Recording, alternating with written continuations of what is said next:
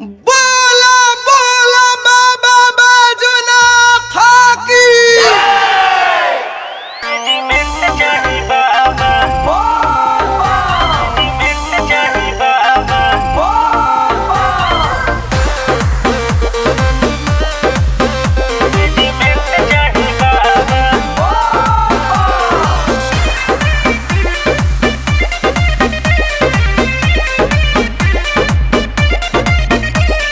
बभना बेटौआ करेला पुकार जी, माने नहीं बात हमनी के सरकार जी। हे बाबा सुने ना, बभना बेटौआ करेला पुकार जी, माने नहीं बात हमनी के सरकार जी।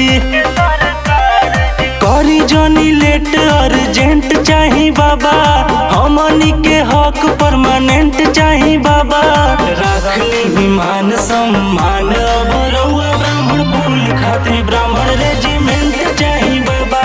राखली मान सम्मान अब रउआ ब्राह्मण कुल खातिर ब्राह्मण रेजिमेंट चाही बाबा।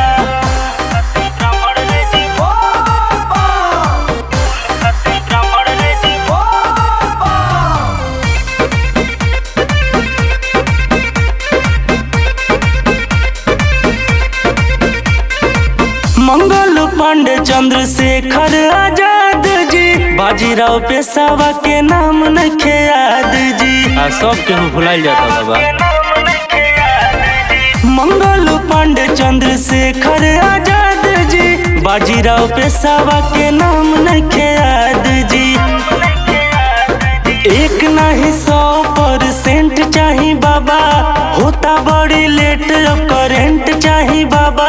राखली मान सम्मान अब रउआ ब्राह्मण कुल खातिर ब्राह्मण रेजिमेंट चाही बाबा। राखली मान सम्मान अब रउआ ब्राह्मण कुल खातिर ब्राह्मण रेजिमेंट चाही बाबा।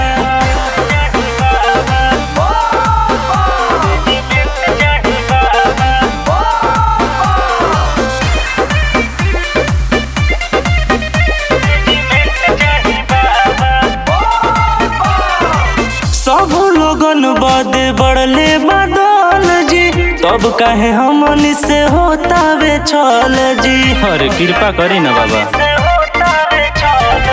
सब लोगन बदे बढ़ले बदल जी, तब काहे हमनी से होता वे छल जी। करिले पुकार नहीं लेट चाही बाबा, खुला पर शांत खातिर गेट चाही बाबा। राखली मान सम्मान अब रउआ ब्राह्मण कुल खातिर ब्राह्मण रेजिमेंट चाही बाबा। राखली मान सम्मान अब रउआ ब्राह्मण कुल खातिर ब्राह्मण रेजिमेंट चाही बाबा। हर हर महादेव।